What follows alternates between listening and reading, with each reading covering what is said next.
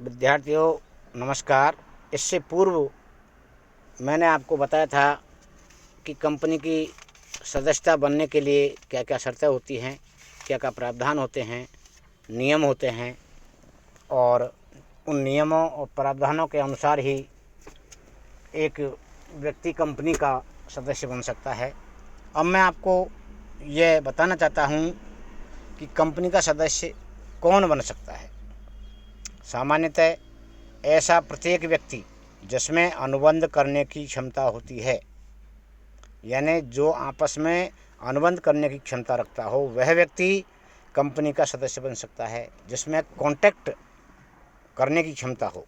किंतु यदि कंपनी के अंतर नियमों द्वारा किसी प्रकार से व्यक्ति या व्यक्ति के समूहों की सदस्यता पर प्रतिबंध लगा रखा है, यानी जो नियम है, कंपनी के अंतर नियम है, उनमें यदि किसी प्रकार से किसी व्यक्ति को उसकी सदस्यता पर प्रतिबंधित कर रखा है, तो वह व्यक्ति कंपनी का सदस्य नहीं बन सकता। वे व्यक्ति या समूह कंपनी के सदस्य भी नहीं बनाए जा सकते हैं, लेकिन निम्नलिखित प्रकार के व्यक्ति कंपनी के सदस्य बनाए जा सकते हैं। कौन कौन से हैं? पहला है अनुबंध करने की क्षमता रखने वाले व्यक्ति। प्रत्येक ऐसा व्यक्ति जो अनुबंध करने की क्षमता रखता है कंपनी का सदस्य बन सकता है। यानी एक वयस्क स्वस्थ मस्तिष्क का व्यक्ति और प्रत्येक ऐसा व्यक्ति जिसे राजनियम द्वारा अनुबंध करने के लिए अयोग्य घोषित नहीं किया हुआ हो, वह कंपनी का सदस्य बन सकता है। अवयस्क व्यक्ति अनुबंध करने की क्षमता नहीं रखता है, क्योंकि उसके द्वारा किया गया जो ठहराव है, वो अनुबंध है, वो व्यर्थ होता है। क्यों? क्योंकि एक अवयस्क व्यक्ति में सोचने समझने की शक्ति नहीं होती है कि वो क्या कर रहा है, क्या नहीं कर रहा है। इसलिए कंपनी के अंशों के क्रय का आवेदन एवं ठहराव भी नहीं कर सकता है। यदि कंपनी के संचालक अनजाने में किसी अवयस्क के साथ आवेदन पत्र अवयस्क के आवेदन पर विचार कर लेते हैं और अंशों का आवंटन कर लेते हैं, तो वह आवंटन भी निरस्त माना जाता है और उसका नाम सदस्यों के रजिस्टर से हटा दिया जाता है। यदि ऐसा नहीं किया जाता है तो कंपनी उन अंशों का बकाया आवंटन राशि, याचना राशि आदि को वसूल नहीं कर सकती। इस प्रकार अवयस्क भी अपने अवस्था काल में कभी भी आवंटन को निरस्त कर सकता है।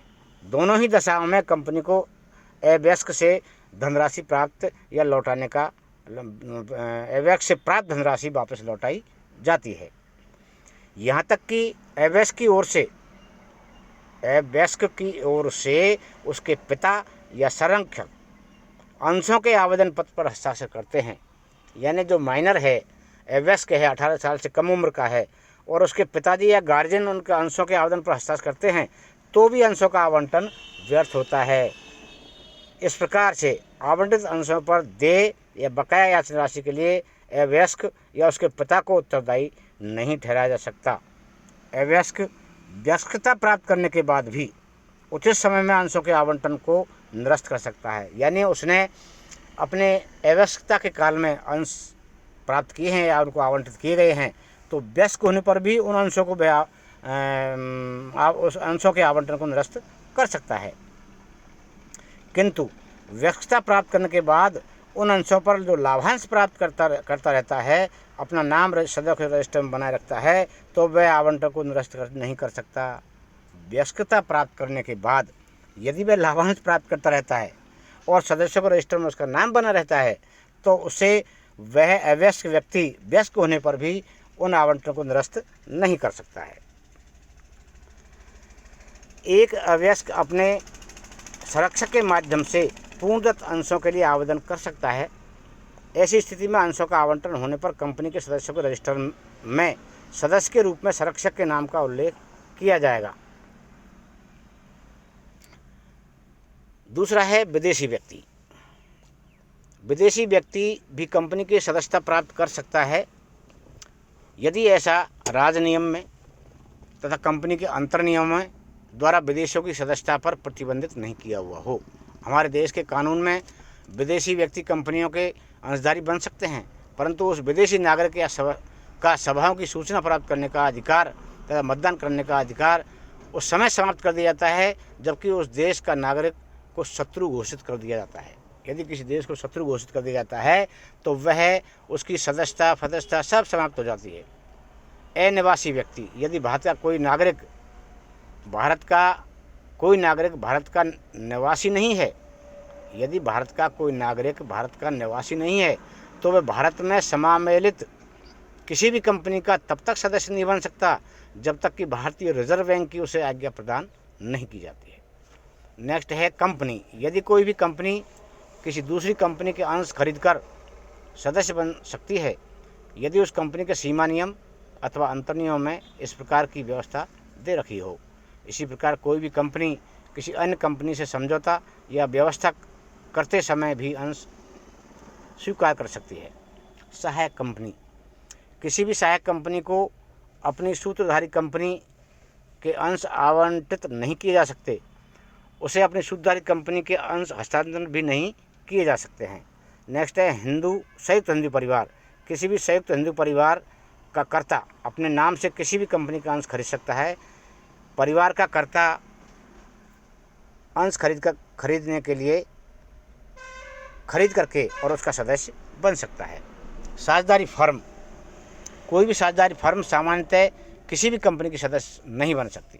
यानी कोई भी साझेदारी जो फर्म होती है वह किसी भी कंपनी की सदस्य नहीं बन सकती। इसका कारण यह है कि साझेदारी फर्म से पृथक अस्तित्व होता है, पृथक वैधानिक अस्तित्व होता है, किंतु सभी साझेदार मिलकर संयुक्त नाम में कंपनी के अंश खरीद सकते हैं।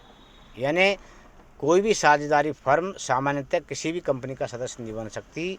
साझेदारी और कंपनी का अलग अलग अस्तित्व होता है, लेकिन सभी साझेदार मिलकर के कंपनी के अंश खरीद सकते हैं। संयुक्त नाम से अंश लेने पर कोई भी 2 या 2 से अधिक व्यक्ति मिलकर संयुक्त नाम से कंपनी का अंश खरीद सकते हैं। प्रत्येक संयुक्त अंशधारी को कंपनी का पृथक सदस्य माना जाता है। सभी संयुक्त अंशधारी सदस्यों के रजिस्टर में अपना नाम अपनी इच्छानुसार क्रम में लिखवा सकते हैं। यदि वे चाहे तो बाद में इस क्रम को भी बदलवा सकते हैं। नेक्स्ट है विवाहित स्त्री। कोई भी विवाहित स्त्री अपने निजी धन से कंपनी के अंश खरीदती है तो वह कंपनी के अंशधारी तथा सदस्य बन सकती है, कोई भी विवाहित स्त्री। और नेक्स्ट है प्रन्यासी। यदि कोई व्यक्ति किसी अन्य व्यक्ति की ओर से अंश अपने नाम खरीदता है तो ऐसा व्यक्ति ही कंपनी का सदस्य माना जाता है जिस व्यक्ति की ओर से अंश खरीदे जाते हैं अथवा धारित किए गए हैं। कंपनी उसको सदस्य नहीं मानती है और न उसको सदस्य के रूप में उत्तरदायी ठहरा सकती है। सदस्यों के रजिस्टर में केवल अंशधारी का नाम लिखा जाता है। इसमें प्रन्यास के संबंध में कोई सूचना नहीं दी जाती है। प्रन्यासी ही कंपनी के प्रति उन अंशों के लिए उत्तरदायी ठहराया जाता है। इसी के परिणाम स्वरूप यदि कोई प्रन्यासी किसी अन्य व्यक्ति की ओर से अंश अपने नाम से खरीदता है तो ऐसा व्यक्ति कंपनी का सदस्य माना जाता है। नेक्स्ट है सहकारी समिति। कोई भी सहकारी समिति जो स्वीकृत है तथा उसका अपने सदस्यों से पृथक अस्तित्व है कंपनी की सदस्य बन सकती है सहकारी समिति। पंजीकृत समिति, कोई भी पंजीकृत समिति किसी भी कंपनी के अंश खरीद सकती है और सदस्य बन सकती है यदि उसके नियम और उपनियम ऐसा करने के लिए अधिकृत है। दिवालिया, कोई भी दिवालिया कंपनी का सदस्य तब तक नहीं बनाया जा सकता जबकि उसका नाम कंपनी के सदस्य को रजिस्टर में नहीं लिखा हुआ हो, परंतु उसके लाभदायी हित राजकीय प्रापक को हस्तांतरित हो जाते हैं। काल्पनिक व्यक्ति, कोई भी किसी काल्पनिक नाम से कंपनी के अंश नहीं खरीद सकता और न कंपनी के अंश आवंटन के लिए प्रार्थना पत्र दे सकता है। और अंशों पर बंद की, यदि किसी व्यक्ति ने कंपनी को उनके अंशों के बंधक पर ऋण लिया हो तो ऐसी दशा में वह ऋणदाता उन अंशों के धारक द्वारा कंपनी का सदस्य माना जाता है। ये कुछ कंपनी का सदस्य बनने के लिए कौन कौन एंटाइटल है उनके बारे में मैं आपसे विस्तृत जानकारी दी थी। अब मैं कल आपको और बिंदु के बारे में अध्ययन कराऊंगा। धन्यवाद।